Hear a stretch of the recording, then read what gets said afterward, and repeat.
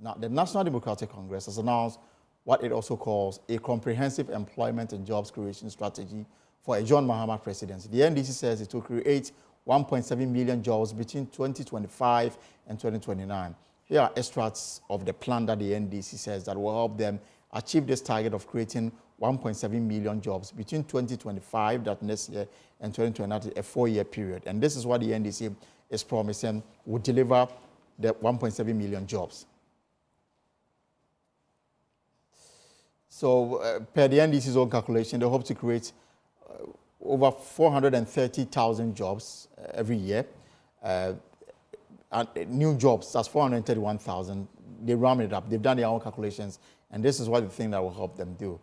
And so how are they going to do it? They have 5 pillars of the employment strategy: modernize and revamp employment institutions and legislation focused on job creation. They also have this Aspire 24 program to reorient employer and employee mindsets.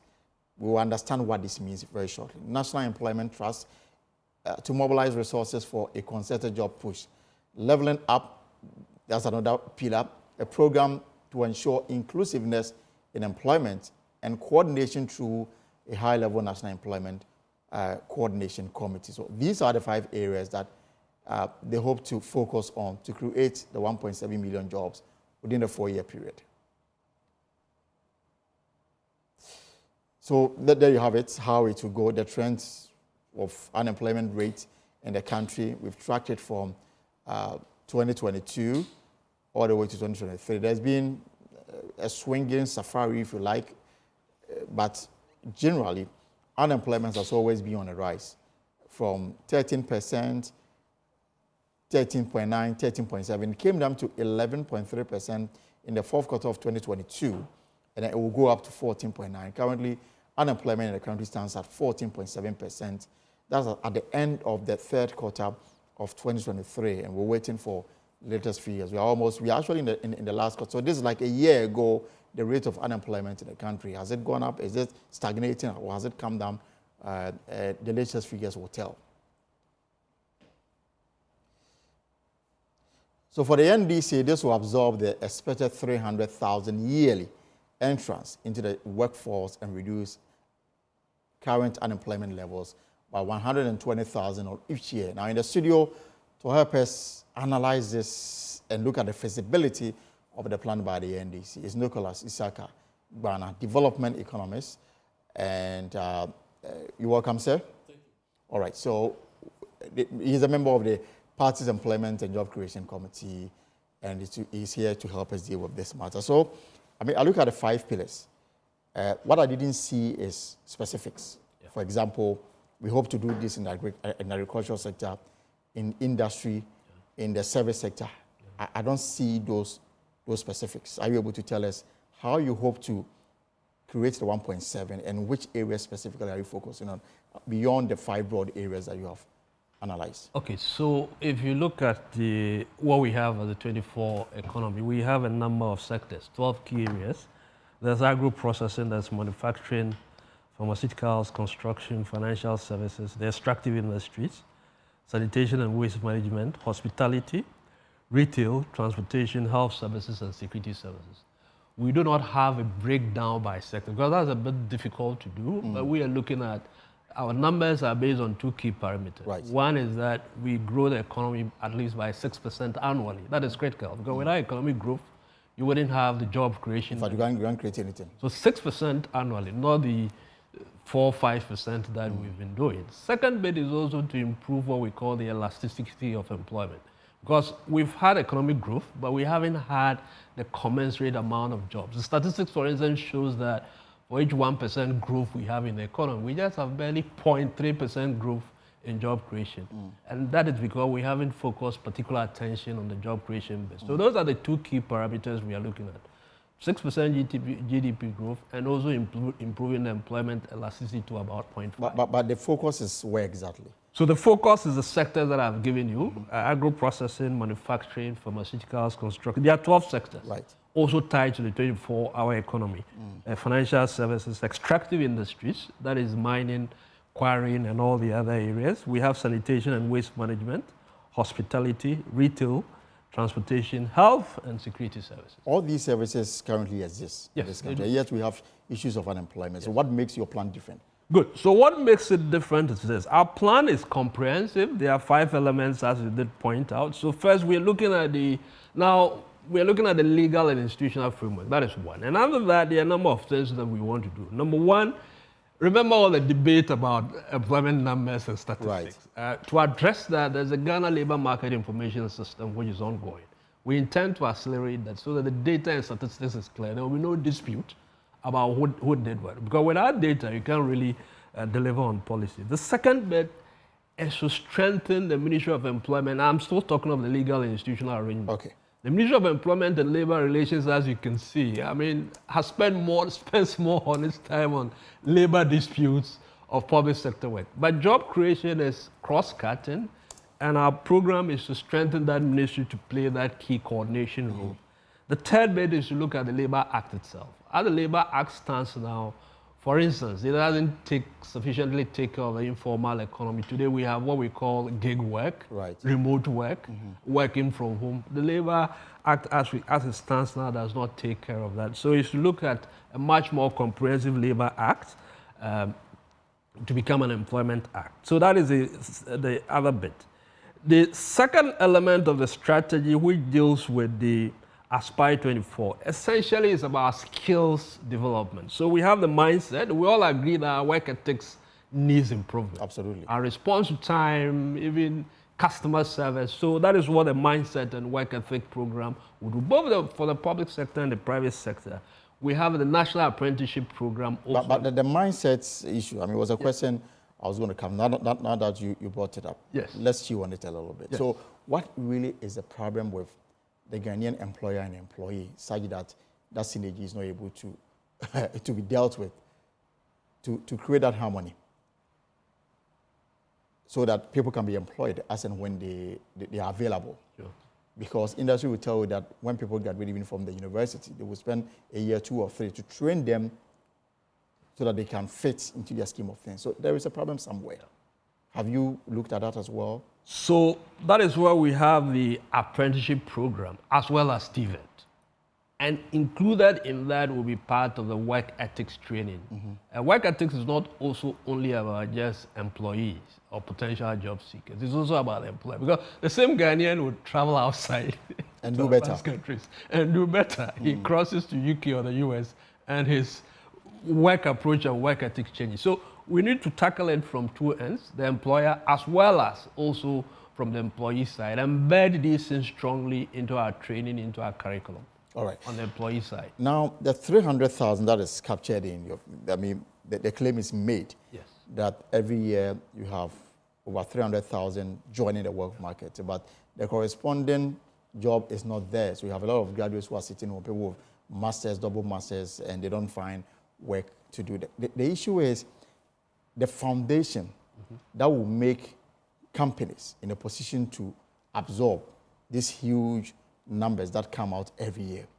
My understanding is that if we don't fix the feeding issues that is making it difficult for industries to grow, you may have all the fine policies, but they will not be able to buy into your policy because they're already suffocating under mirage of issues. How are you going to deal with the foundation? Because government has no business doing business. It is the private sector that will stimulate growth.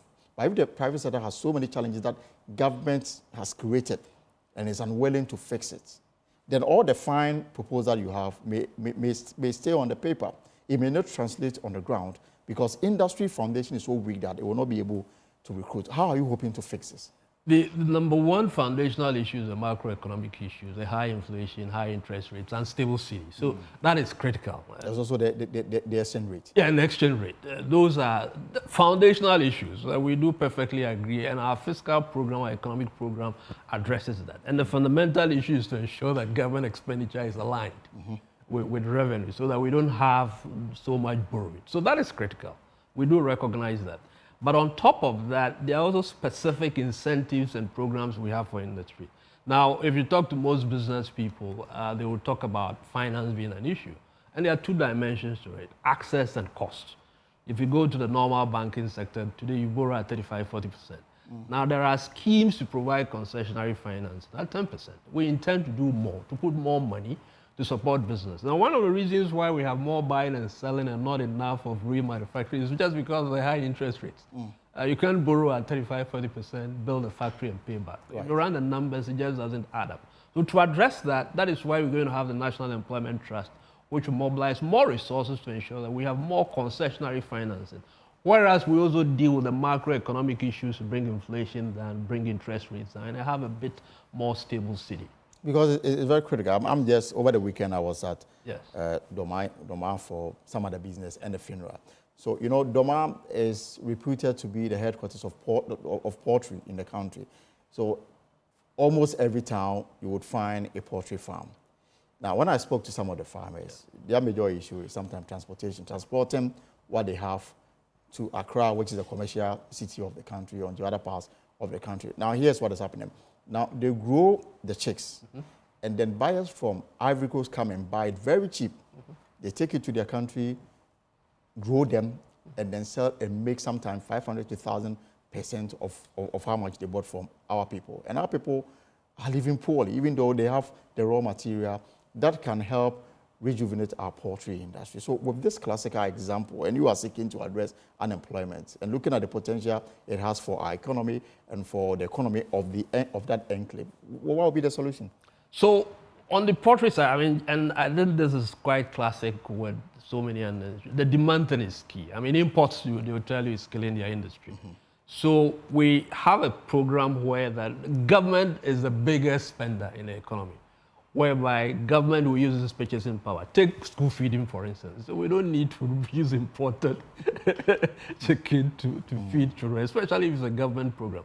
So we intend to review the procurement laws to ensure that we give much more premium, much more priority to made-in-Ghana products. That is one. But beyond that, for you and I, who are individuals, who are households, government cannot legislate that we should buy made in Ghana. But what our program seeks to do is to ensure that we have a Brand Ghana office that supports the private sector together with the National Employment Trust to ensure that, one, their goods are competitive, they have a quality, and of course they come at a reasonable price that you and I can afford. Beyond that also, if you recall, President Mahama or candidate Mahama has already committed himself to chair an accelerated export development council, which will ensure that we give much more vigor to our export growth and export development program. So those are some of the examples of things that specifically we do to address this unique point. And of course, once we add a concessionary financing, the needed technical assistance, that definitely will resolve itself. But I mean, your opponents will say that, judging by what they are hearing on the political platform, some comments that has found itself into an advertising tool by your opponents, where they play the insert of your flag bearer, John Mahama, saying that those who are into port, one will come, will create this for you. ABC in Kukubu Kakrama. And people say that this is not big a vision enough for anybody to buy into this idea. When the industry is there and can be harnessed to become even bigger. And your vision is to create, and is to, you know, for want of a better word, in Kukubu. Which? Well, I think that's rather mischievous. Our vision is to support all categories of industries, from the micro to the small to the medium and to the large. And even the large, to the extent that the large provides a market for the small ones. We will support everybody. I mean, remember that even in poultry, there are grower schemes where you can have small poultry producers producing for a larger poultry enterprise. So we don't need to ignore the small ones. Remember that almost 70% of our economy is informal, where micro businesses dominate. So you cannot just focus only on the larger enterprises and forget the small ones. They have forgotten to mention that we're also looking at the small and the medium and the large. They've just picked just the small bit alone and are focused on that. But we are looking at every kind of enterprise, the micro, the small, the medium, and the large. And clearly, poultry sits in the broader scheme of the agriculture sector. And I'm sure you observe over the months the situation at the north and how that obviously will impact on food security and the livelihood of the farmers themselves. Clearly, we failed to plan in terms of providing the needed irrigation services. Are you dealing with this? Yeah, we are dealing with that. Our grid program looks at this whole issue of climate. I mean, it's not just even only about irrigation. There are well-tested agronomic practices that farmers can deploy to ensure that they mitigate. It doesn't eliminate all the risk with poor weather, lack of rainfall. But there are good practices to ensure that we can mitigate that. Farmers planted on time, even the kind of varieties that are planted to ensure that we mitigate some of these risks. So it's doable. And our Greek sector program has specific interventions to address with this so that we can build the capacity of farmers and even processors to ensure that the kind of agriculture we do incorporates climate-sensitive practices. Right. So let's touch on a few issues. Yeah. The 300,000, these are graduates. What about those who did not have opportunity to access tertiary education, but they also need jobs? The 300,000 is everybody. It's not just graduates. I mean, the claim is that every year 300,000 people come from the various universities and other tertiary institutions. Yes. So there's a number that is outside of 300,000, outside of the 300. Some may leave after BEC, others will go to senior high school, and that will be the end of their educational career. But those people also need jobs. Yes. Remember, we are talking of 430,000. That is our target, and that includes everybody. Not every year. Not every year. On average. I mean, so it's 1.7 million over 4 years. So on average, we are looking at 430,000, and that includes everybody. Now, remember, we also we have the National Apprenticeship Scheme. Right. And apprenticeship is not only for those that, couldn't advance their education to the tertiary level. I've worked with graduates who have finished university and have chosen to go and learn a trade to improve their practical skills to do. So the program is not focused only on the graduates. It's going to cut across everybody. Once you're interested to learn a trade, even if you want to do agri, there are people who have studied agriculture but don't understand the agronomy, for instance, of oil palm or cashew. If they want to get into those, or even poultry, if you want to get into those sectors, they need specific programs that also include apprenticeship for them to build the practical skills. But mining is also another decent area where you can employ so many people. Yes. Even the situation you have on our hands means that if harnessed well, we can mine responsibly, save the environment, and still give job to thousands, if not millions of people. What is the plan? So the NDC is committed to sustainable mining. And I know a couple of NGOs that have run very good sustainable mining practices. We don't need to crack our heads too much. There's something called a craft code, which is a whole sustainable mining practice that small-scale miners can apply. And we have a program to look at sustainable mining practices. We've also have a program to improve access and ease of acquisition of permits. Secondly, to also look at financing, because part of the reasons why we have the Chinese coming in and all that was because our people, even who had legitimate licenses, could not mobilize the requisite financing to do that. So we have a program to look at that as well, to look at sustainable mining, not the kind of unfortunate situation we have now. Zabana, as we begin to wrap up, so if I'm listening at home and I'm unemployed, why should I take your word serious? Take our work serious because we have first of all, the program is comprehensive. We are not just rushing. I mean, I think you should take our work serious looking at the content of what we have put forward in our manifesto. That, for me, is the first step. To look at the content, how comprehensive is it, how reasonable is it? Is it just... The reason being that this is not the first time we are analyzing party manifesto. And sometimes delivering on the manifestos, on the promises made becomes an issue. It's about commitment and the sincerity to deliver and deliver good. Yes. You have been accused of delivering only 22% of your last manifesto. So why should we give you any hearing when your last manifesto, according to your opponents, were able to deliver only 22%? I don't know where the 22% came from, but remember that President Mahama has been there before. And of course, I mean, he himself would admit that there are a lot of areas from his experience we need to improve. So you are having somebody who has been there before, who has seen the unique issues and the challenges, and definitely coming in to do a far, far superior job than what you had in his first term of office. So that is the assurance we are giving. And for businesses... No try and error this time. So we should hold you to your word. Hold us to our word. Yes, that the 400,000 will be delivered every year. 430,000 a year. And by the time the term is over, 1.7 million Ghanaians will have jobs. Yes. Sustainable jobs. Yes, sustainable jobs. Decent jobs. Decent and sustainable. Because the decency has to do with the level of employment, the level of incomes, which is also important. It also has to do with social protection. A lot of our folks, even who are employed, don't have social protection.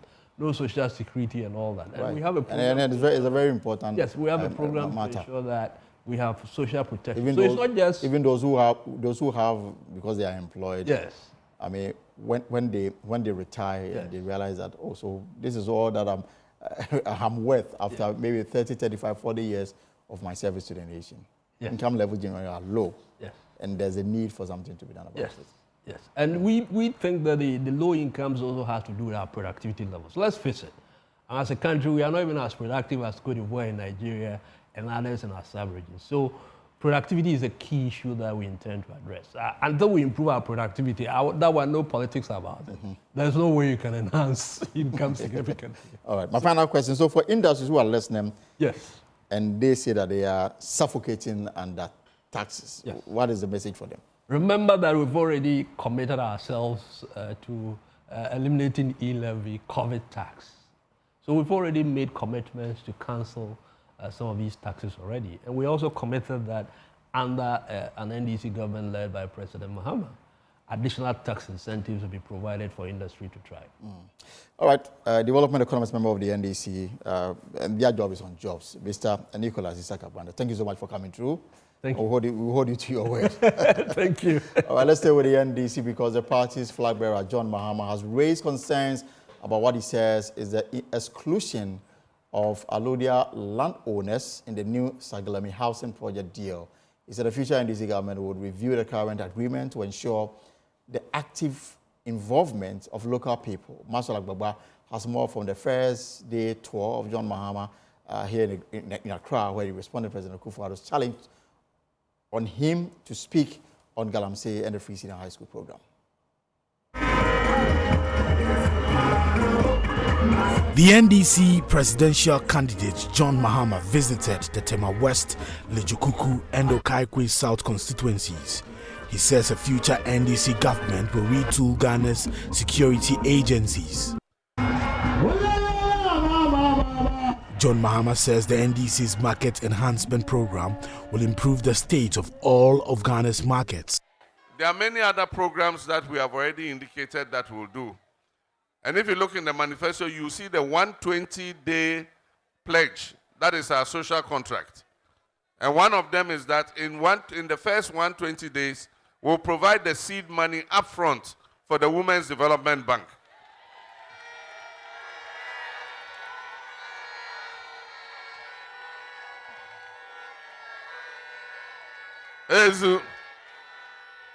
So that our mothers and our sisters can get loans with low interest, no collateral. You don't give any collateral. So that they can build up their businesses and be able to raise money to be able to look after the family. Apart from that, for our women, we're going to do what we call the Market Enhancement Program. Everywhere there's a market, we'll engineer it properly, build it nicely, pave the floor, so that when it rains, you don't have to walk in mud to enter the market. We have to make the markets enticing so that you're happy to go there and buy things. If you go in the market, you have to step in the mud and it will soil your shoes and your cloth. Who wants to go to such a market? And so under the Market Enhancement Program for our mothers and our sisters who sell in the markets, we're going to re-engineer your markets nicely so that it is enticing for people to come there and do their shopping. John Mahama also responded to a recent NPP advert mocking his promise to help small businesses grow, stating that the NPP lacks foresight when it comes to supporting businesses. The other time, I said that if you wanted to be a baker, we'll help you with the equipment. The other time I said we were going to help small businesses to grow. If you want to be a baker, we will support you with the flour, money and everything you need. And I said those who want to start a poultry farm, we will help them with the hen coop and the chicks and the money to take care of the chicks. When they grow and lay eggs, they will make money when they sell the eggs and the fowl. Our friends in the NPP have done an advert mocking what I said. But they did not know even advanced countries reached that status through small and medium enterprises. The successful businessmen you see here in Ghana all started small. We are not shy to say we will help small and medium enterprises. Small and medium enterprises, this is your government. 24-hour economy. No. So this is a pause here on Joy News. We'll take a short break. When we come back, it's a double head-up at the 1A stage of the National Science and Maths Quiz as two key contests happens here live on Joy News. We'll have more details when we return from this break.